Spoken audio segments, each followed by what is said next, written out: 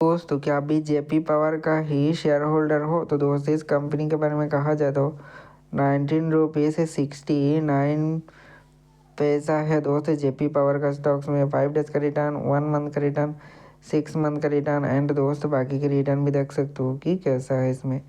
तो देखा जाए दोस्तों तो ऑलमोस्ट 737% का ही रिटर्न है इसमें।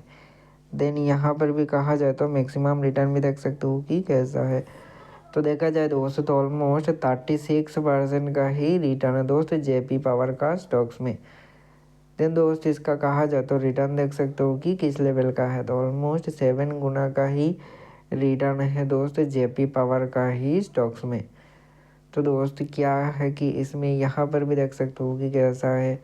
तो देखा जाए तो 13,000 करोड़ का ही मार्केट साइज है जेपी पावर का स्टॉक्स में। तो फिलहाल आज के लिए इतना ही।